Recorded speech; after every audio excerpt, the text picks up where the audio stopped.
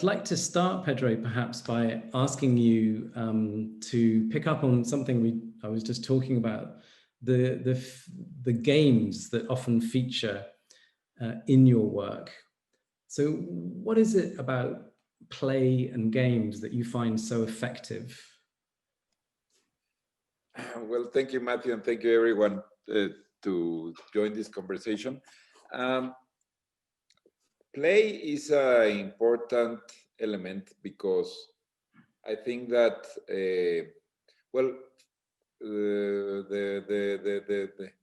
the German playwright Friedrich Schiller had said in his letters to the emotional education of man, he says that you are only free when you have room to play.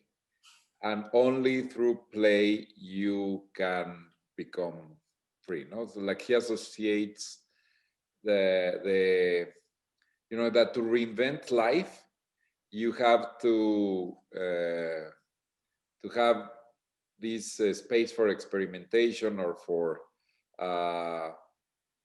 you know, like if you are too certain or if you are too strict, or if you want to abide to the existing order, there's little innovation or little ideas that will come out of that, no? So play is almost like a philosophical need for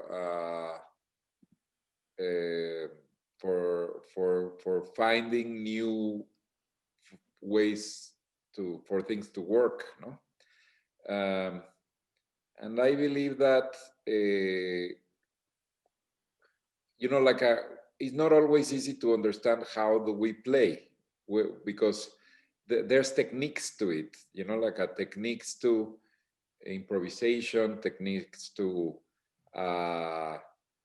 warm up, you know, like I have found some of these tools in books, for instance, of exercises for actors that, you know, like not proper theater, but the exercises that actors do, or in therapy, you know, like group therapy, etc. So there's, you know, like when you're working with a group of people and you want to do social art or an art that involves a community, you have to break the ice. And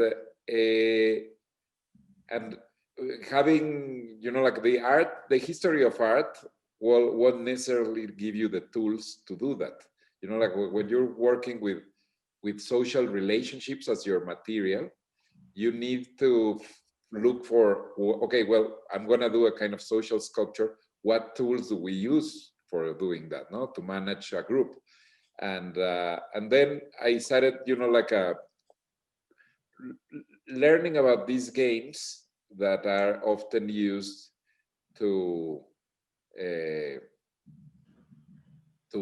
and also it's very interesting that, you know, like there's like a whole resource of old games that nobody play anymore, and new games are created all the time.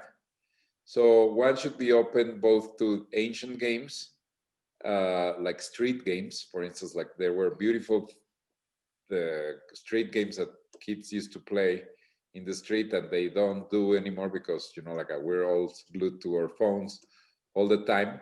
But there are also new games that are invented, no?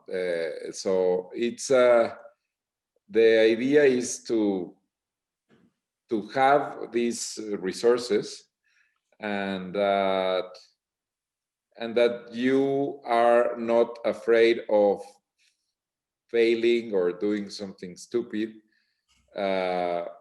because I believe that play is, you know, I believe a lot in this rehearsal space, no? When if you are pressed to do the right decision, you're afraid, no, of making a mistake.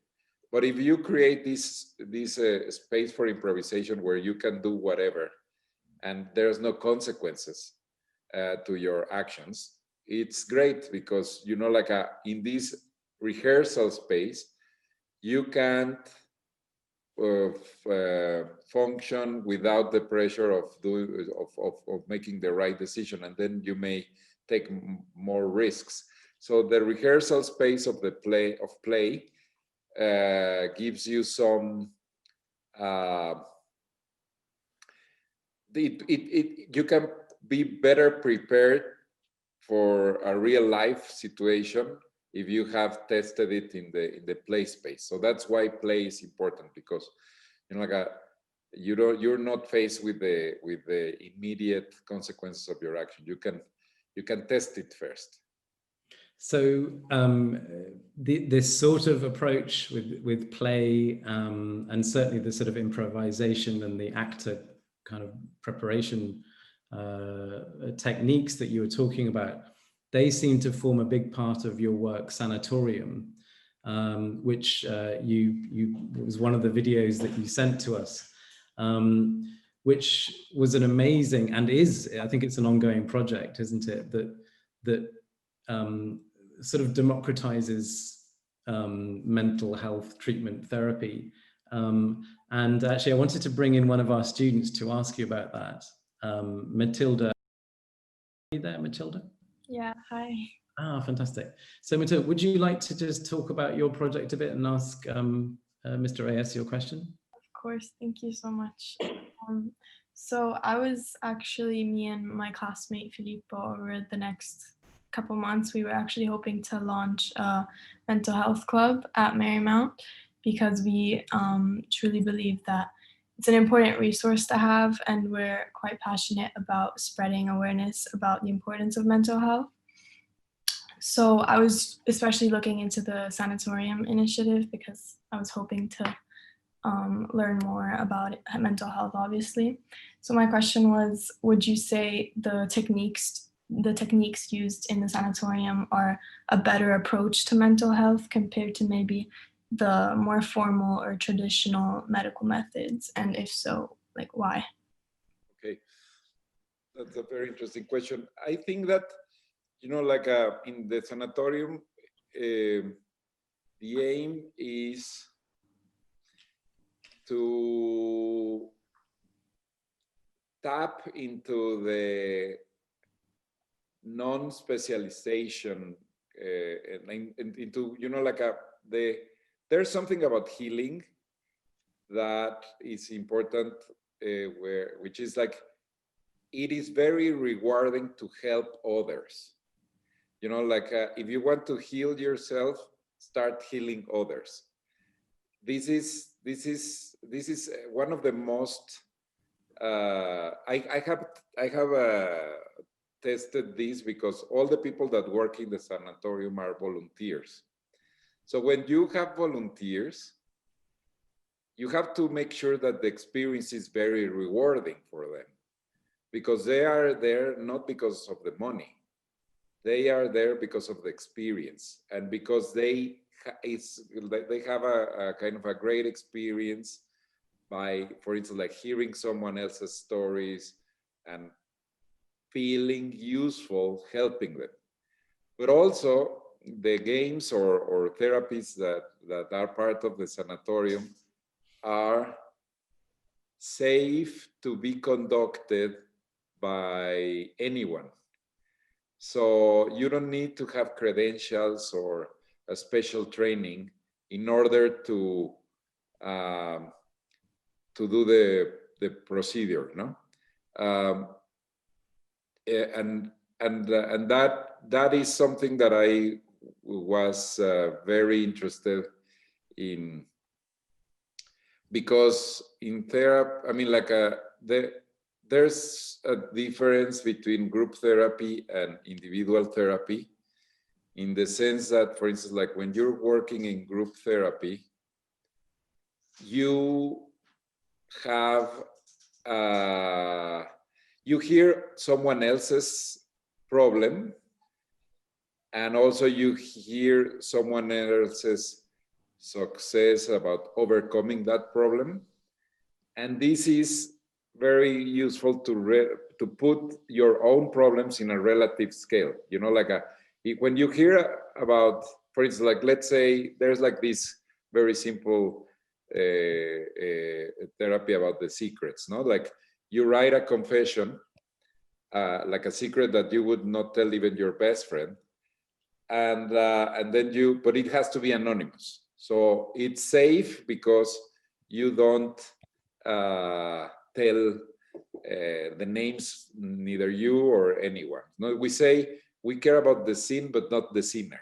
No, it's like a kind of a allegory. It's a little bit like the ritual of confession in Christianity, or it's like what people call catharsis. No, like catharsis is to expel a toxic substance. So you have like this toxic experience that you had in your life, and then you put it in print, like you write it. So the exercise of writing that secret is like a kind of a ritual of confession. But and then you put it in that bottle, and then in exchange you can read someone else's secret, no? And then by reading someone else's secret, there's like something interesting that is like gossip, no? Like, why do we like to gossip?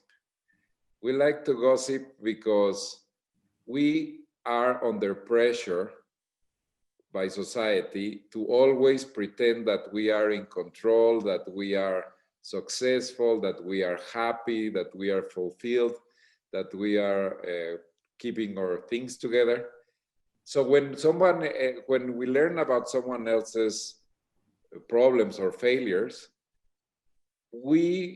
it's like as if some kind of pressure that is like relief, because then we learn that some other people also have problems.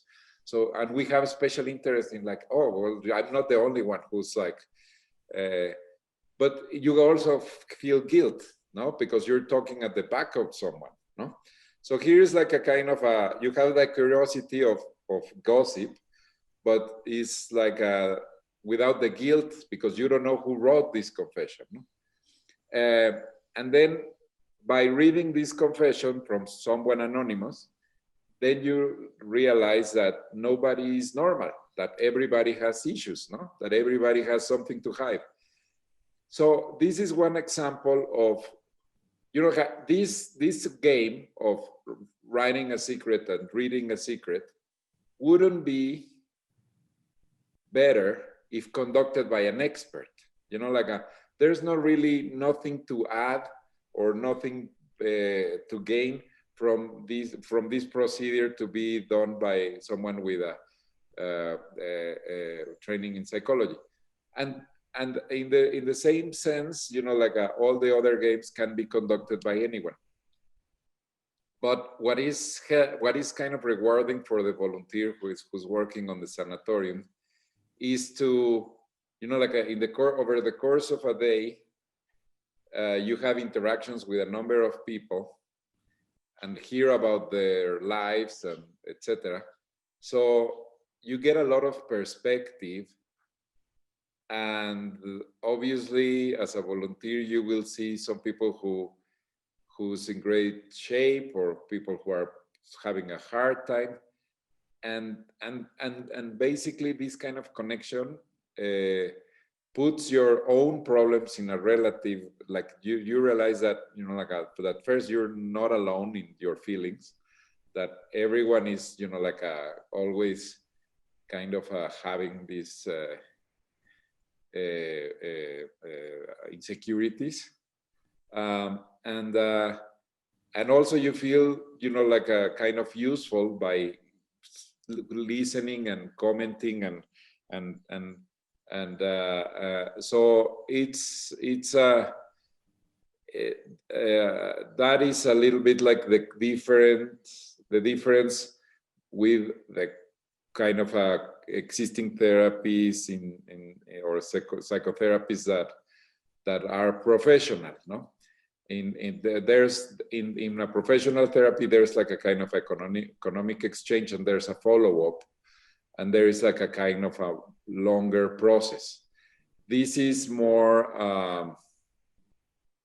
like a kind of a encounter that is brief and that is playful, but that nevertheless is meaningful. So you disclose, or you put the you know, like it's an artwork where the public is bringing the content. You know, like it's not like when you see an artwork that you want to learn about what the painter wanted to do, etc. Now here is you as a spectator who is bringing the story, and so I would say that those are a little bit like the main differences. It's not that one is better than the other. It's just like that is like a different approach. Thank you. Welcome. I was also interested, Pedro, that you, looking at watching Sanatorium at the recordings, some of the volunteers were wearing white coats, and there were some aspects that were made to look perhaps like a waiting room, or you know, had a sort of a feel of a medical environment. I wondered whether that was something deliberate, engaging even the placebo effect, perhaps. Yes, this is all about role play. You know, like, and this is why when we're talking about play, it's important to talk about role play, because I'm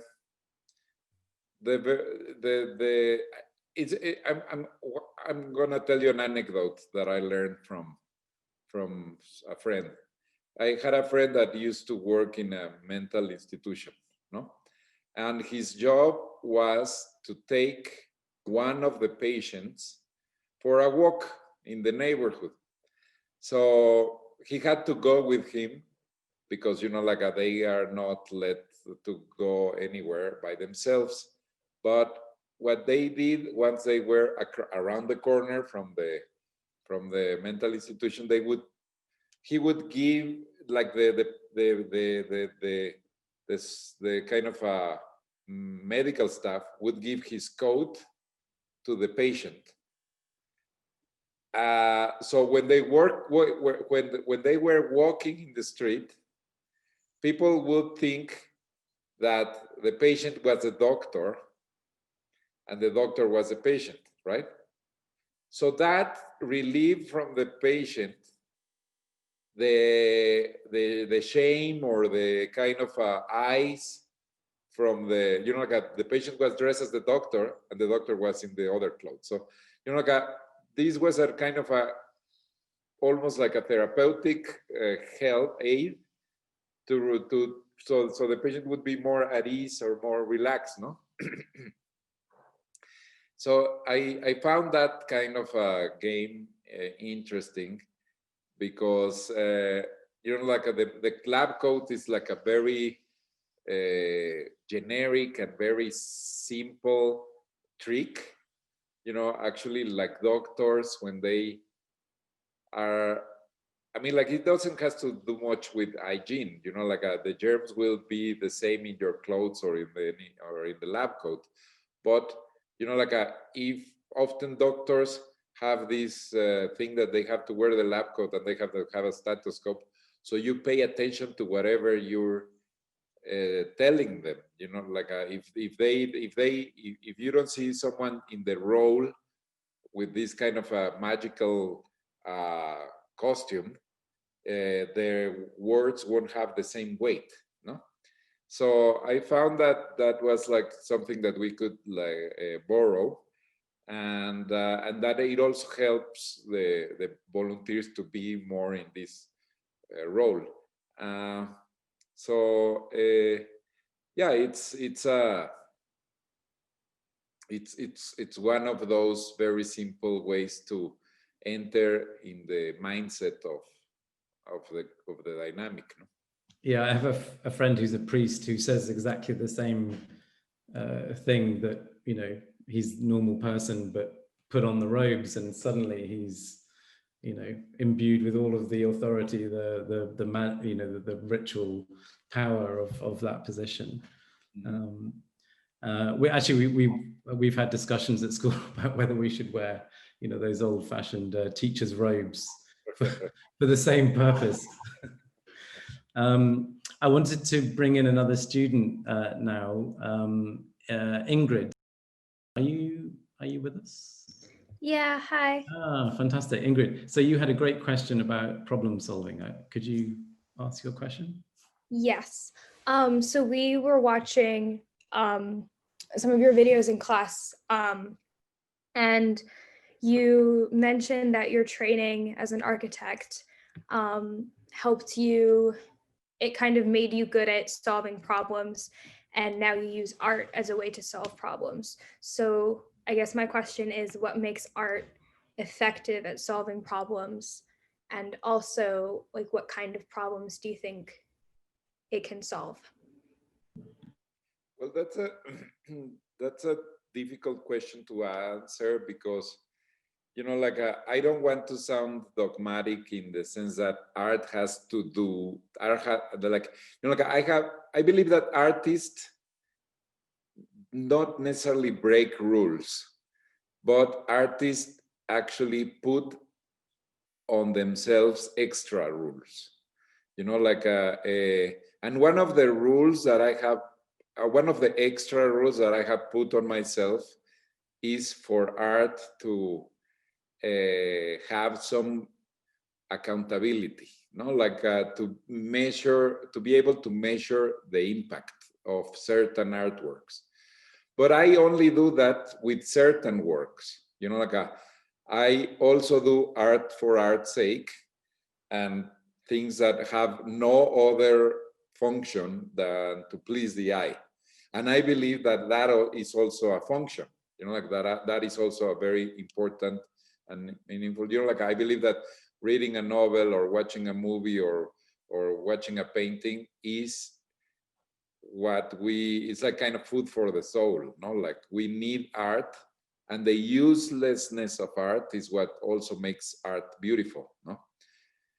However, that doesn't prevent or cancels the option of doing some art that can also be measured for its effectivity in other fields, no? Like, for instance, like the Palas Por Pistolas project is kind of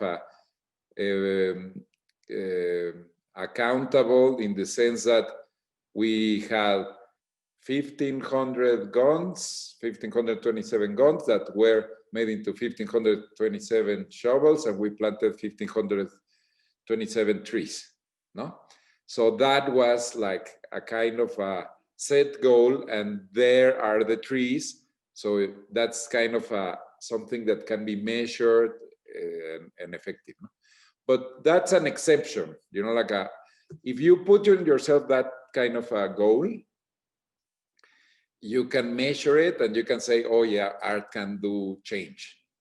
But most of the times, art is symbolic, and symbolism is hard to measure and hard to prove that you are doing something effective. I believe that that both roads are open, and that it all depends on the rules that you put on yourself, no? Yeah, I mean, for me, it's important to stress the difference, or to stress the fact that what makes art necessary and relevant is most of the times impossible to measure. You know, and that the uselessness of art is precisely what makes it necessary. So I think a great, well, something that even maybe bridges these two ideas that you're talking about is your recent work, your exhibition Return to Sender, where you created these very beautiful objects that are incredibly pleasing to the eye, you know, these gleaming music boxes with a very satisfying looking handle that you can turn. But obviously the story behind those, the fact that they are made of weapons produced in the country that the composer whose music that box is playing also came from, is, you know, that's a very sharp, pointed, uncomfortable message. I mean, particularly, for example, there was one using Beretta rifles, an Italian make, accompanied by Vivaldi's music. So it seems in that case, you're sort of bridging, you're addressing an issue through a beautiful object. Is that something, do you see that project as something that bridges those two approaches? Well, yes, I think that the idea was to highlight the kind of a structural injustice that the industry creates, no? Because the blame of gun deaths always go to whoever pulled the trigger, no? But I think that weapon, the weapon manufacturers have somehow escaped all kind of scrutiny and responsibility for all the death and suffering that happens all around the world. And I thought, and I think that it was necessary to draw attention to that fact, especially that you know, like colonialism was impossible to think without these weapons. And you know, that's what's called my attention, for instance, about Beretta, that is a company that is 500 years old, no? So there's like these kind of companies that, how many companies are 500 years old? It's like there gotta be like a handful of companies that are that old in the world, no? But in general, you have like many industries that are not associated with death, but however, that's the outcome of their products, no? Like, and I believe that, you know, like I'm interested in what I always mean about naivety is that, for instance, like turning a weapon into a musical instrument is like a very naive idea. It's very, I believe that sometimes one has to, when you have a problem, I think that oftentimes we kind of look for, we deal with it with irony or with sarcasm, or but that's in a way a kind of acceptance of the injustice, you know, like I think that we should kind of even if it's in the case of one example, to try to reverse the situation, like change the polarity of the situation for its symbolic power, no? Like the kind of I mean, like if I take a flute and I draw, and like if I take a rifle and I make holes and it becomes a flute, that's a symbol of something that could happen in a larger scale, because there's definitely too many weapons in the world. We don't need, we could stop producing weapons and the world would only improve, you know, like we could fulfill all the needs for weapons that there are in the world with existing weapons that are out there already, no? Like with a second-hand market of guns, you could fulfill all the needs, no? So, you know, like I believe that there should be a kind of a public outrage for this industry. No matter if they've been in business for 500 years, they could do something else, you know, like there's industries that have shifted from one thing to the other, no? Like industries that were doing fridges now do video games, you know, like you can change your approach, and that, but that's kind of for too many like a radical posture, no? Also, it's a radical posture to advocate for that industry. So, you know, like I think that this is like a kind of basically to open debate about this political, economical situations. So, I mean, that's one example of the sort of remarkable ideas that emerge in your works. And I wanted to bring in a student who wanted to ask you about that process. Romana, are you? Yeah. Okay. So I wanted to know, in your process of generating ideas, if you ever have creative blocks or problems with coming up with new things to make, how do you overcome them? Well, for me, one of the, like I think that I don't necessarily come up with ideas. It's more like I kind of find them, and the places where I find them is mostly in old books. So I spend a lot of time in secondhand bookshops. It's kind of a meditation where I go and I stare at the bookshelf and kind of time stops, and then I'm looking the spine of the books, and I go and I kind of explore sections that I don't know well, of all kind of different fields, and then I buy books for my personal library, and then the ritual of putting them in their categories and looking what is inside them, then I find things. And then from these things that I'm finding in all these books, I make a note and I pin it on the wall. And then I have a wall full of notes that I found in these books, no? And I let them in the wall for months, and then somehow they start to merge or to trigger other ideas, no?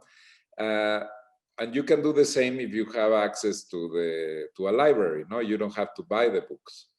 But in general, I think that that creativity is not something that is much about like coming up with the ideas yourself, but more trusting your instinct on, because we all find interesting things all the time, no? So we have to hear our curiosity, and it's like, whenever you find something that you like, identify it, like kind of write down, like, I like this, no? And then have a place where you put these ideas that you like, not like your board or like it could be a Pinterest or it could be something, but it's good that it's not only visual references. It should also be kind of like if you're writing, maybe you like something that you read somewhere or things like this. And the good thing, and so what is important is to have a physical place where you can see all these things that you have found. And material often takes form by itself, like these things that you have been collecting start to build something that is connected with your interests, no? And yeah, you start to put together all these pieces, and things start to happen. I wanted to bring in another student actually to follow on from that. So Alba. Yes. Hi, Alba. Could you turn your video on and maybe ask your question? My camera doesn't work. I broke my computer. Oh, okay. All right. Sorry. So my question is, what aspects of the Mexican culture influence your artwork? And then I have another one right after. Yeah. Sure. Well, I've been channeling a lot of inspiration of ancient civilizations from Mexico in my sculpture practice. I like very much Pre-Columbian sculpture, and I have been doing a very classical approach to sculpture, which is stone carving. And this was something that, like I started maybe 5 years ago or 6 years ago, and no more like 6 or 7 years ago. And it was it was like kind of a shift in my practice, because I come from a conceptual background where it's not so much about making objects, but more about like thinking in these political or social ideas. And then I was very much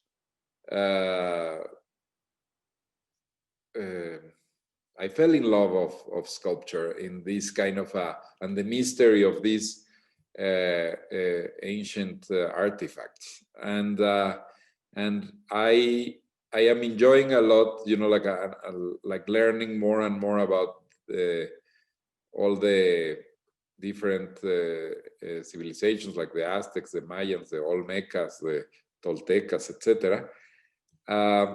Because, and this is something that I for instance, like 2 days ago, I was reading something that Noguchi was saying, that says that that you should not be confined to your present time. I mean, like, oftentimes as an artist, you want to be doing art for today, like art that looks fresh, art that is connected with the present moment. But that is also very limiting, if you want to do something that deals with the present, you will also do something that maybe in 20 years will look old, right? I mean, like if you want to be like this like a super how to call it, like a kind of a like super avant-garde, then you will also that will also pass equally fast, no? So for instance, like for me, carving stone is also solving like the same problem that someone had 1,000 years ago, or 3,000 years ago, or 500 or 10,000 years ago. Like it's like like they, for instance, like that, like a piece of stone, all the possibilities of whatever you can do is inside that stone. Like you cannot like go beyond the physical limits of the stone itself. It's only about removing part of it, no? And that problem won't be different now than 10,000 years ahead or in the past. So I like doing some of my artwork with that limitations and possibilities that don't correspond to the present time, no? So for me, living in Mexico and being exposed to this heritage is something that helps me to escape the present time. And escaping the present time is not without risks, no? Like I'm always afraid of interpretation, no? Like because people, I was afraid, no? Like I was thinking, well, maybe people think I'm kind of too romantic, or that I am you know, like they may not understand it, but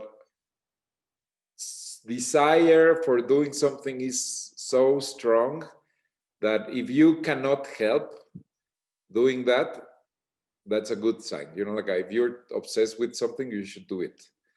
And so for me, actually, currently I'm curating a show that opens next week, which is a kind of a revision of the history of sculpture in Mexico.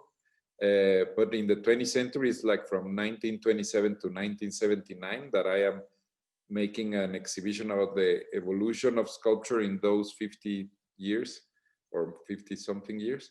And is because, you know, my obsession with Mexican sculpture. Also, I want to share my my obsession, and that I decided to curate this show. Precisely because I believe that the renewal of modern sculpture happened thanks to the sculptors that were looking at the ancient past.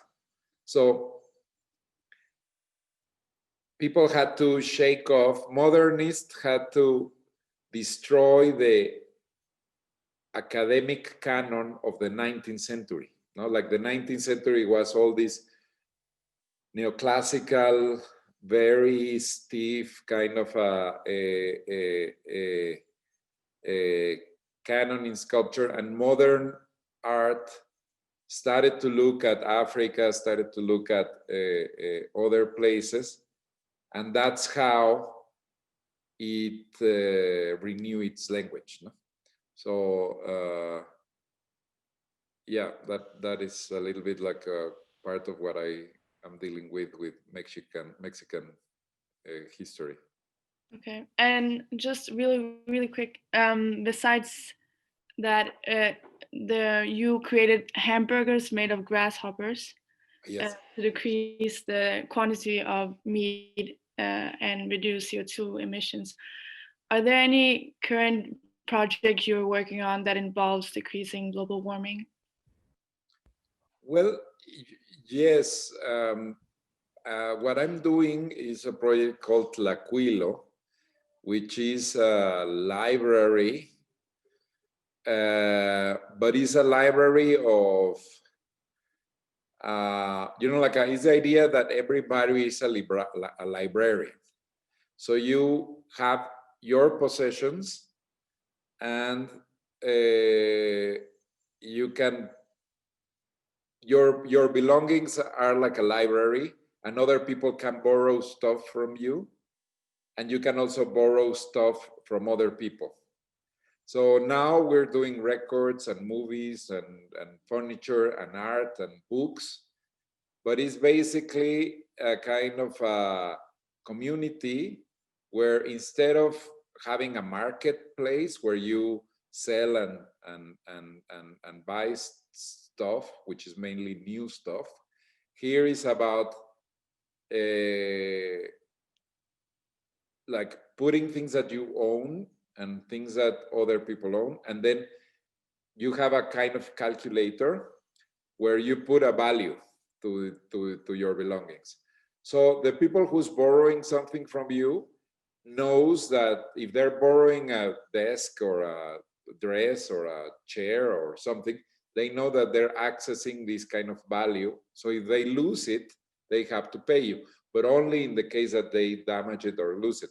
But basically, it's like an idea of increasing access to stuff, but without having to produce new stuff. So it's about the excess capacity of the stuff that we already own. And this is an idea that I am developing now, that because, you know, like when you have when you buy something, you have the extraction of those materials from the land, then the cost of the fabrication of that thing, then the storage of that thing in a warehouse, and the shipping of that thing, the packaging, etc. No, so all that footprint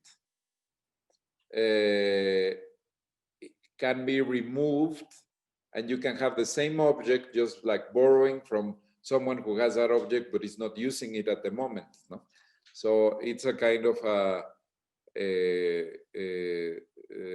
I mean, like taking the model of the library, but a library of all kinds of things. Oh, okay, interesting. Thank you. I'm gonna put in the chat like I mean, like now we're like starting with books, but maybe in the chat box I can put the Instagram page so you can follow it.